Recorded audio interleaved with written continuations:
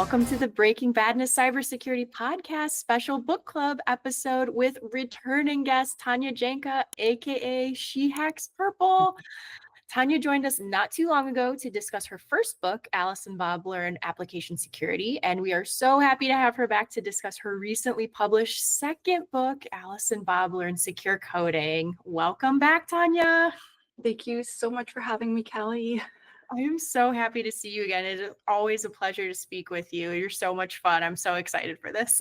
I feel the exact same way. I know we spent a lot of time talking about your first book on our last episode, which we're going to link to in case people didn't have the opportunity to check that episode out. So we're not going to go too much into Alice and Bob Learn Application Security. So in Alice and Bob Learn Secure Coding, we'll start with chapter 1. I think that's a great place to start. And we'll go chapter by, no, we won't go chapter by chapter. But we're going to start with basics. So in chapter 1, you had stated to assume all other systems and data are insecure. And humans are a pretty trusting species. I would say I can relate to that. How does this relate or tie into zero trust? It's that buzzword that's been super popular lately. It's so true. So the concept of zero trust is to design our systems as though there is no implied trust. And so implied trust is where things are just open by default. And because we're a trusting species, we don't even realize when we're trusting. And so an example that I give a lot is, so I'm a stepmom, and as a result, this means I watch a lot of nature videos with my small ones. And we watched something about like different types of cats because our daughter just loves cats. And so panthers are zero trust. And if they see another panther, they're like, we're going to make a baby panther or I'm going to kill you. And every time they see another, so lions will go in a pride together, but if they see another pride, that's not good news. However, panthers, if they see any other panthers, they just assume something bad is going to happen. And so as a result, they don't trust anything. So if they see any sort of other type of cat, especially panthers, they're like, no. But humans, like the way that we can have our societal fabric and make all these amazing things that we make, like you could never make an app that is as big as like Facebook or SemGrep or Google, et cetera, unless you had a team. And that would mean we'd have to be like in the same room sometimes at the same time without knives and other murder implements. And so, for instance, just like last night, someone rang my doorbell while I was making dinner. And I went and I looked through the window and then I saw some packages and I'm like, oh, I bet this was probably Amazon.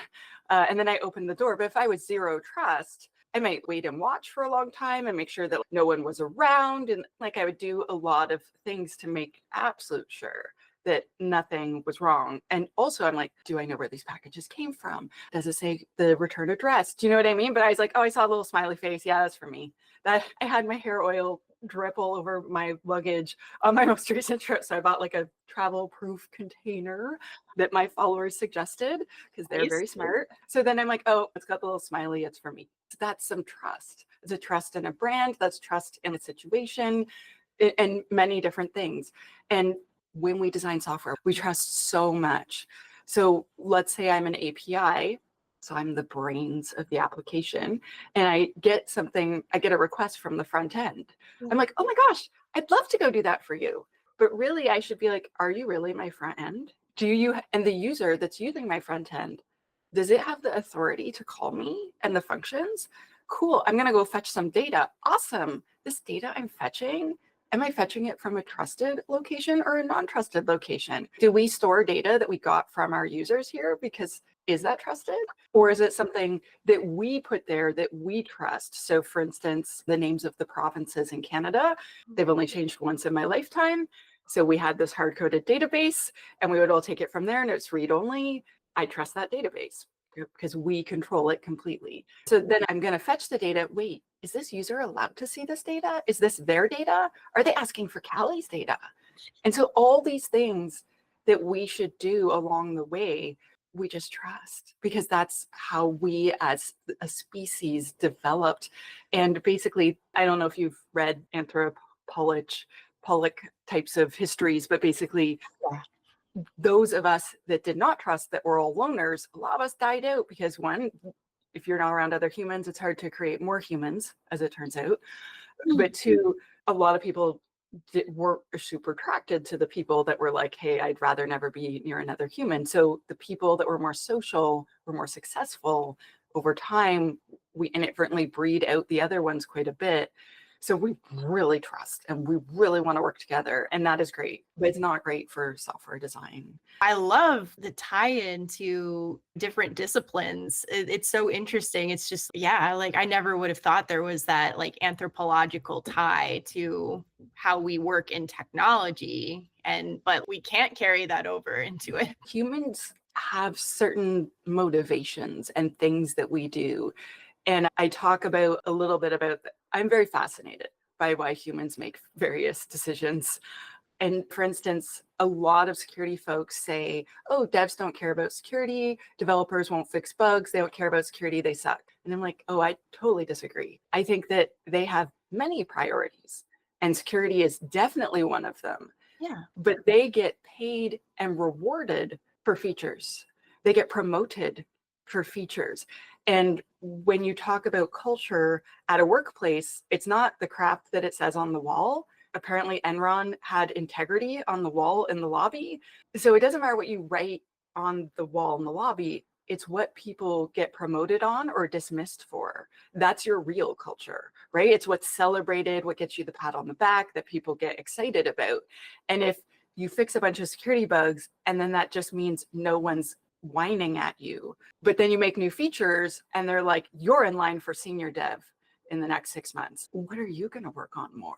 What are you going to focus on? Okay. And so the motivations are perverse or the incentives are perverse for what we security folks want. And so the developers are stuck between a rock and a hard place. If your manager is like, this new release is coming out Friday, or we're all going to die. Yeah. Probably not literally, but or we're all going to be working all weekend, all night. Or there's these bugs and it'd be great if you'd fix those. That's going to happen next week. But then it turns out next week there's more features that are needed. Mm-hmm.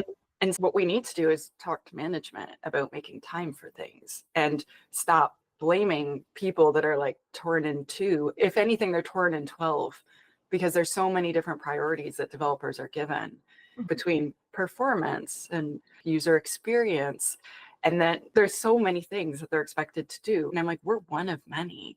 Mm-hmm. And if we want to be the number one priority, we need to make a business case for that, not say that devs are stupid and they don't work hard.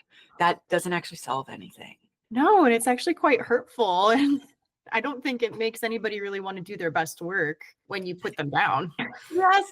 More psychology here. What if we rewarded the things we wanted instead of... What would you say in terms of that sort of like people wanting that benefit of the promotion or the pat on the back, like in terms of picking up this book, what would be the pat on the back for reading the book? Is it getting a job in AppSec or a promotion within AppSec? What would be your hope is the reward for reading this book and doing the exercises? I talk about that a little bit in the book. I feel like, so if you have a security champions program where you work, if you could become a security champion and become like the known expert on your team. So even if there is no champions program, you just become known as the secure dev, like the developer that really cares about security. You can ask me for advice on design, on secure coding, on code review, etc. That is a big step towards becoming a senior developer, having a specialty. I was a jack of all trades.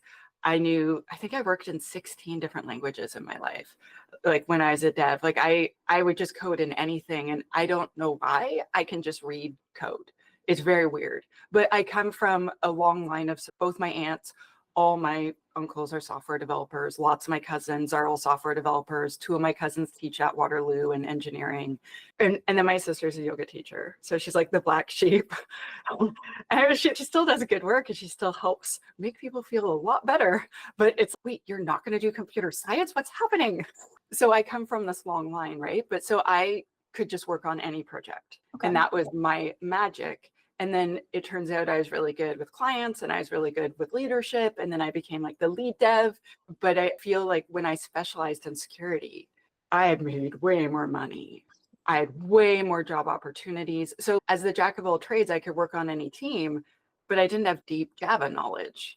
Mhm. I'd say I did .NET by far the most, but I still didn't feel like I knew .NET like the back of my hand, right? Because I'd always switch all the time. And so when I focused on security, it was like, oh, wow.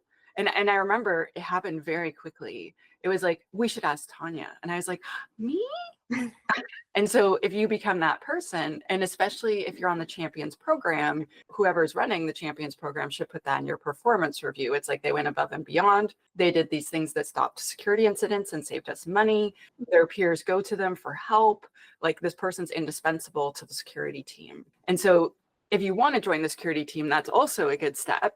But for becoming a senior developer, if you're like, I'm great at, let's say, software design, or I'm great at coding and bug fixing, whatever, but I'm an expert at secure coding and I can review all the code and find all the bugs. Like, it differentiates you, and it also shows that you really care and that you're quite dedicated to your craft.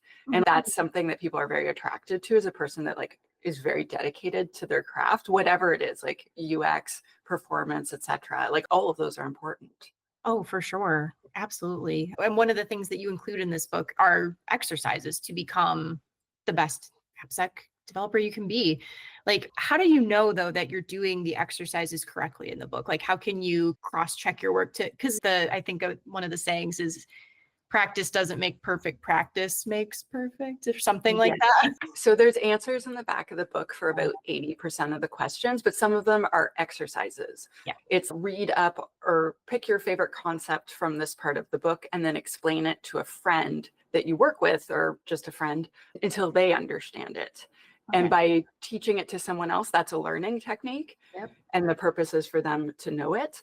But I'm actually following the book up with, so once the book is out there, I was thinking maybe in April or May, it depends on how shipping goes, I'm going to start doing monthly free lessons like I did for the first book. And it's in the book. It wasn't in the, because you received like a pre-release copy, but there's a part where we explain. So if you join my newsletter, which is free at newsletter.SheHacksPurple.ca, you'll get invites. So basically, for every chapter of the book, just like the first book, I'm going to have a bunch of friends on, and we're going to discuss different concepts in the book, because I have my perspective, but I want other perspectives. And then we go over all the questions, and then we take questions from the audience, and then those go onto my YouTube permanently, so that anyone that ever buys the book can have the free lessons. And so there's 15 chapters, so it's going to take about, over a year. So I personally found them so fun last time. I really enjoyed it. And I found getting questions from my readers was like, it was just so amazing, Kelly. And you know what else is amazing? Getting the copy in advance. I've never gotten a copy of something in advance. Thank you for reading it. Of course. I'm like, and it's Tanya's book. It's the first one, which is so cool. I thought maybe it would be good to like tease some of the concepts that you talk about in the book, just to get people going. So one of them is the concept of assume breach / plan to failure. First of all, being as optimistic and easygoing as you are as a person, these concepts, assume breach or zero trust or implied trust, they're so negative. I guess, first of all, how do you reconcile that? So it sounds weird, but when you're doing like physical engineering, you make sure you have the right part. So there's a saying in physical engineering, measure twice, cut once. So I will measure over and over again to make sure, because if you cut the piece of wood slightly too short, you have to go buy another piece of wood, and it really sucks. And something people might not know about me is that I'm quite handy, and I actually flipped 2 homes by myself. So I installed hardwood, I installed toilets, I remodeled bathrooms and kitchens, and I retarred my own roof. I've built decks. I've done a lot of painting in my life. And people are like, how do you keep fit? And I'm like, about that. And I have weird hobbies, and like a lot of physical engineering actually relates to software engineering. And so when we assume breach, what we're doing is designing systems without constant implied trust, and designing our processes the same way. And so when I first started doing AppSec, I had a mentor that was a pen tester, but he didn't do AppSec. And then I worked with all these IT security folks who had networking backgrounds. And one of them had a political science degree and did threat modeling. And he was brilliant. And he was quite funny, actually. He was very funny. I remember we were in a meeting once, and I'm like, these devs won't fix things. And he's, have you tried violence yet? I'm like, no, Eric.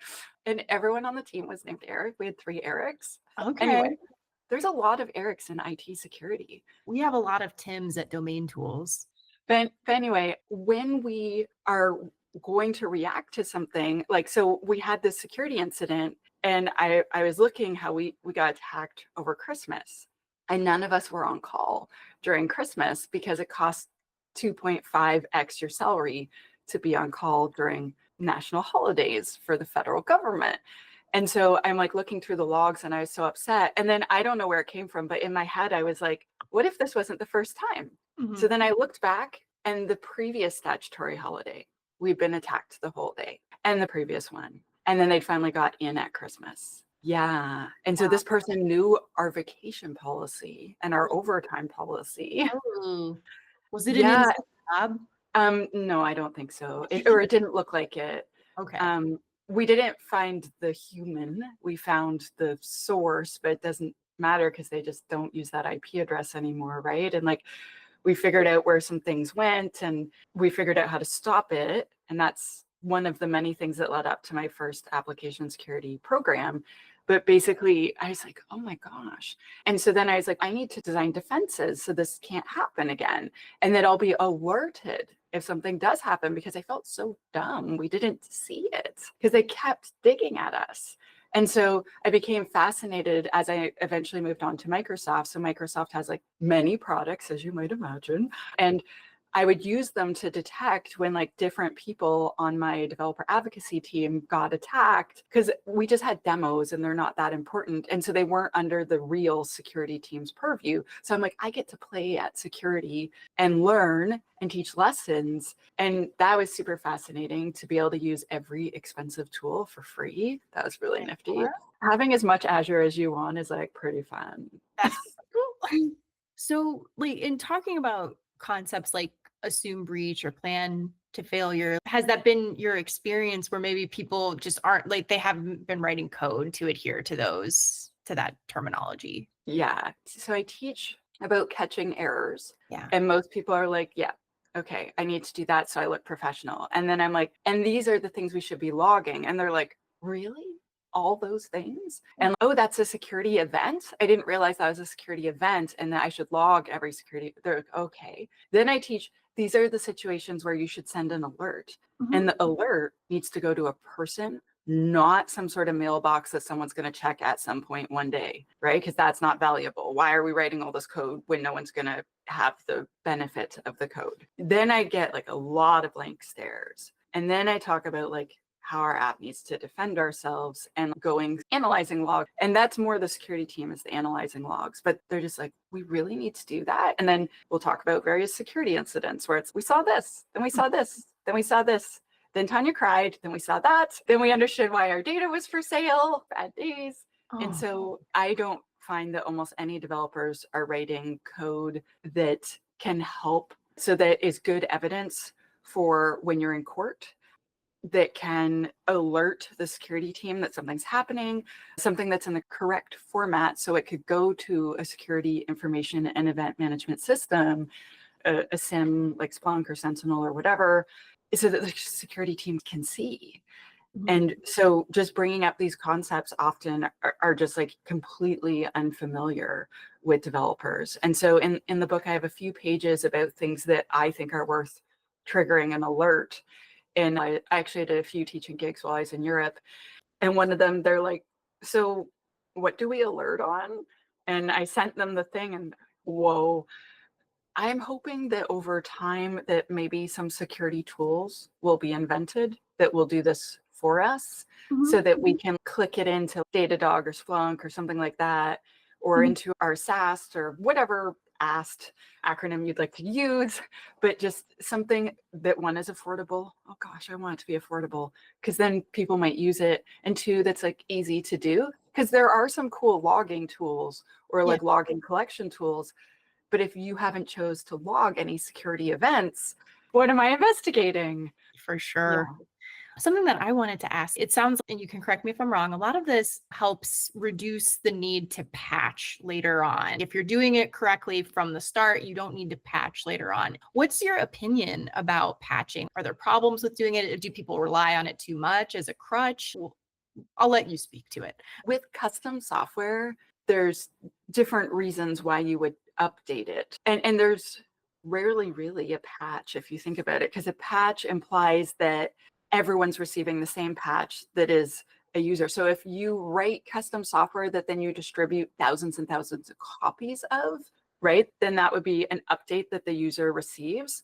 But us as software developers, we don't usually get a patch, right? We usually are told there's a bug and you have to go explore your code, figure out where it is, and then try to figure out a nice, elegant solution that's not going to break 12 other things when you check it in. And then the other instance is that your dependency has had a vulnerability found in it that's disconcerting. And so from there, so let's start with dependencies first. A new thing that kind of came out late 2022 is the idea of reachability. And so a whole bunch of the software composition analysis companies are doing it now, where, so let's say you have 100 different dependencies in your app, awesome, but only 80% of them have a vulnerability according to the SCA people. And we can't update 80 dependencies. We have things to do, Callie. So we look at them and we're like, okay, so the math library has 1,000 functions in it, and the trigonometry function is the one that has the giant bug in it, but I'm just doing calculus all day long in my app. And so there's no path from my code that leads me to the vulnerable code, which means it's not reachable from any sort of path. And then you're like, you know what, I'm probably fine, and I could just put this in the backlog for later when eventually we'll update off, because it's not causing genuine business risk. And when you look at it like that, you usually can remove about 92 to 98% of all your results.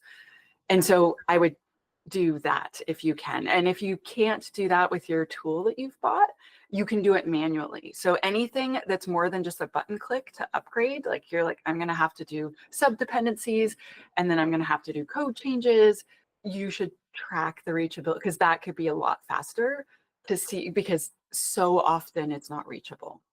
So save time to do the important work. And then for bug fixing, so I'm a big fan of regression testing, which means every time you make a change, redoing as many automated tests as possible to ensure you haven't accidentally created a new bug, because our best intentions, still sometimes that happens. I've done it. If you've written code, you've done it. Anyway, if you've written code more than one day of your life, you have probably accidentally made a bug by fixing another bug. And so I feel like regression testing is helpful, but also if you can have as many tools available to the developer as possible. So I like to do a lot of IDE plugins to have it analyze the things. So I come up with what I think is a brilliant fix. And then I run the tools, and that could be a linter, that could be static analysis, it could be software composition analysis. If you have access to a dynamic analysis type of tool, whatever you've got access to, running those quickly over the parts that you've changed and saying, did I do a big boo? And then you're like, no, I didn't. Great. And then run all your unit tests. You pass, like, yes, I am amazing. Then it's okay, I'm ready to check this in. This is definitely not embarrassing. I like to control things. I don't like the idea of having to wait for someone else to go do a test. I'm like, why can't I do that? I want to know, because then I look smarter, but also then I can control the things that are my responsibility. Yeah. I didn't like it when I was a dev and they had the dynamics tools and I didn't. And then I would fail, and I'm like, give me the tool so I can keep doing things till I don't fail. And then I'll give it to you. And they're like, no, you can't, because security. And I'm like, well, you stink. Oh my goodness. Yeah. But I get it. It's like controlling what you can control. Yeah. And no developer wants to check in code full of bugs, right? Yeah. Like every person, you have pride in the work that you do. You should. And so what would you say is the most surprising thing that you discovered while you were working on this book? I shared this on social media. The thing that was very surprising was the plagiarism. Wait, what? I read blogs and books and art and articles, and I have over 300 sources in the book because I did a lot of research. And I remember I was reading a blog and I was like, oh, this stuff looks great. And one person saying it isn't enough for me. I need to have multiple people agree with the same point for it to be good enough to go in the book. Or it has to be something where I'm familiar with it and I know it's true. And then one reference would be enough. And so I remember I was reading and I was like, oh, this is like a gold mine, this article. This is amazing. And then I went on like further down the Google's results and my DuckDuckGo results. And I was like, oh, this article. And I'm like, wait, this article's the same. They'd copied and pasted the entire thing. And I'm like, but there's a different name. And then I did more pages and more pages. So then I took like a paragraph and I searched it. Okay. And then I saw the original author. And my friend Tal Liren is the most plagiarized author that I found. I actually wrote him to send, I think I sent him at least 6 plagiarized articles. And I was like, you are plagiarized over and over and over again. And also, gosh darn, you have great articles. Like so he loves Node.js. Like he is the guy. He's written multiple books about it. And so then of course his articles are really good too. And I see why people would want to refer to him. And it's one thing to take one point from a blog article. So if you quote with credit, that's great. Or to take one line and be like, don't use the with statement because blah, right? That would be one thing. But like literally copying and pasting his entire article. Like I was so upset on his behalf. And he's, yeah, I know, Tanya. I tried to get, I try to get them to take them down all the time. Like I'll message these people too. Like it's literally constant. And I was just like, I'm sorry. I've given you lots of credit. And he's, I know you're good. I know it's okay. Don't worry. Like, I'm not going to stop writing.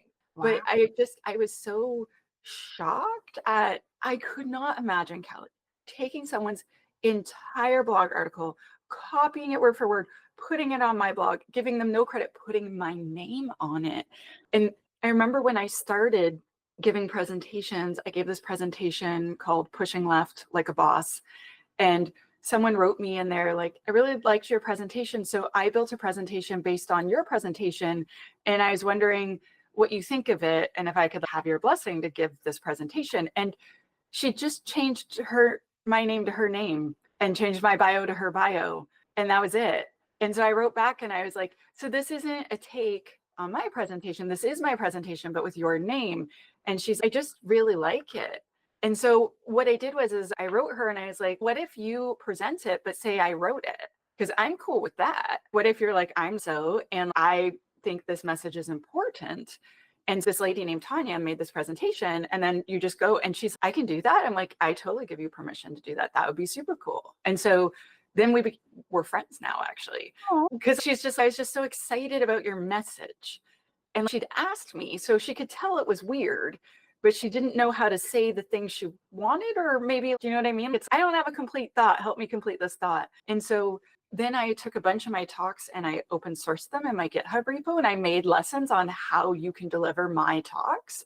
And then I made a slide of introduce yourself here. I'm the person presenting this talk. And then it's Tanya made the talk, but I'm presenting it and this is about me. And like lots of people have given my talks at work or at meetups to like practice speaking for the first time. And so it ended up blossoming into this beautiful thing. But I've also had people just take my work and put their name on it and people tell on them a lot. And I'm like, unless they're sharing copies of my books for free online, then I'll be like, yo, copyright. That took me 10 trillion years to write. I'm gonna need you to stop that, please. Yeah. Come take the free lessons. Free lessons are pretty good. Free lessons are pretty good. There's lots of stuff that's free. I have an academy that is literally completely free. Please don't take the one thing I charge money for. Whoa, I'm so sorry. That's the most surprising thing. It was surprising though. Yeah. I know. I have a friend named Troy Hunt, and he's quite well known. And he says that, so I had seen his course with someone else's name on it on Udemy. And I was like, Troy, I don't mean to butt in, but this seems weird. And he's, yeah, people will record my live trainings and then they'll put them in Udemy and try to charge $20. And some of them don't even bother to remove my name. And then I literally battle Udemy all the time. And so then I've spoken to other trainers and some of them also have that issue. And I'm just like, what? I don't know. I'd be embarrassed to put my name on someone else's work. Like embarrassed for them to find out, embarrassed that I can't do my own work. And I would be embarrassed. So that was shocking. I'm shocked. But Well, Tell takes it like a champ. I was surprised how calm he was. He's, oh, Tanya, if I got upset every time, oh, my yeah. hair would be gray. I'm like, wow, I'm glad. Wow, you're a chill dude. Yeah, that's handling it with aplomb, that's for sure. If there was one takeaway that you'd want people to have from your book, from the second book, what would that be?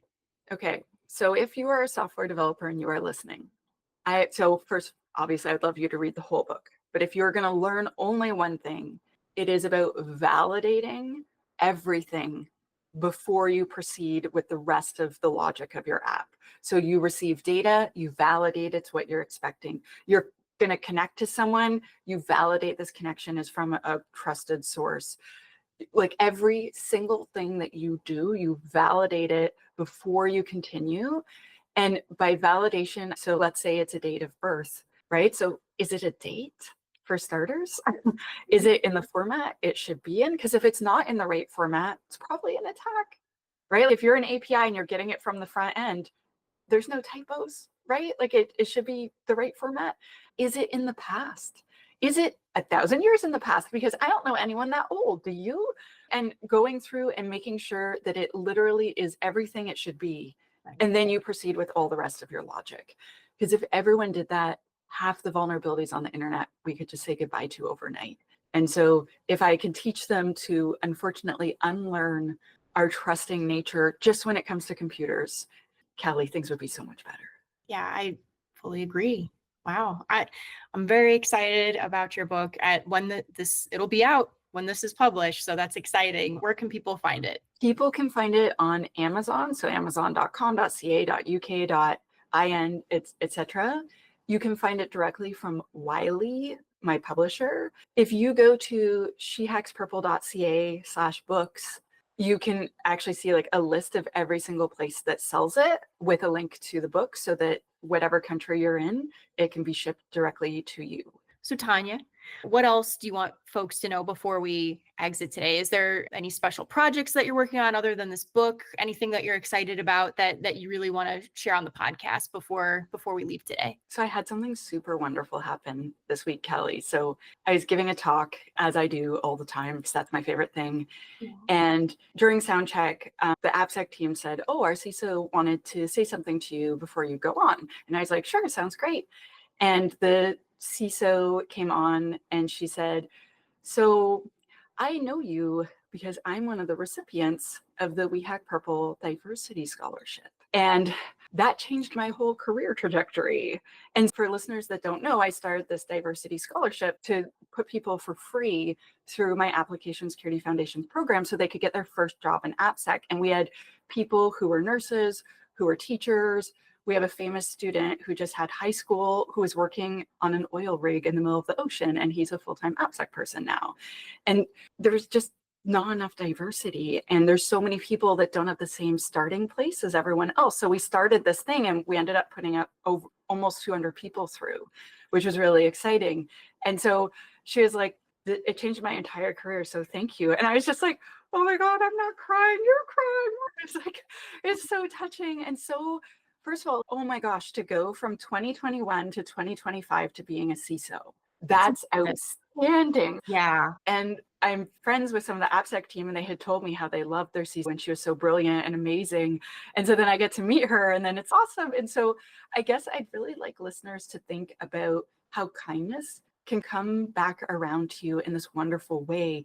And you might not realize it, but you have power, like in whatever job you're doing, like the knowledge you have that you could share by mentoring someone else, by opening the door for someone else. Like we don't realize it. We work so hard to get ourselves through the door. Right. We don't think about just holding it, that small extra amount of effort for the next person.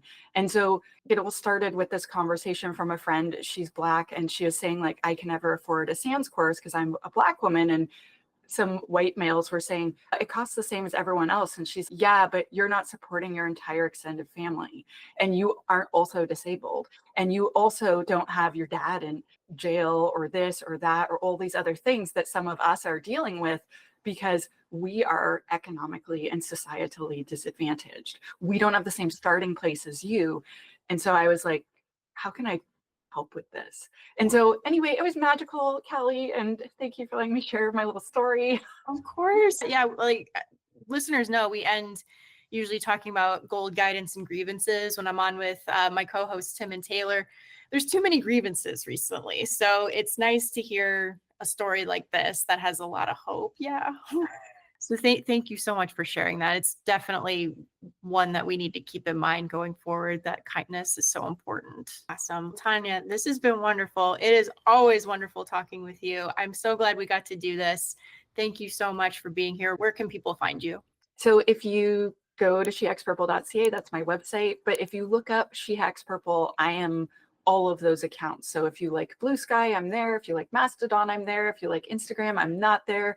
But basically most platforms, that would be me. And I have a YouTube channel. I even have TikTok. And I don't know what I'm doing there, just to be clear. Like I make videos. I just learned how to check messages. Sometimes I feel old, Callie.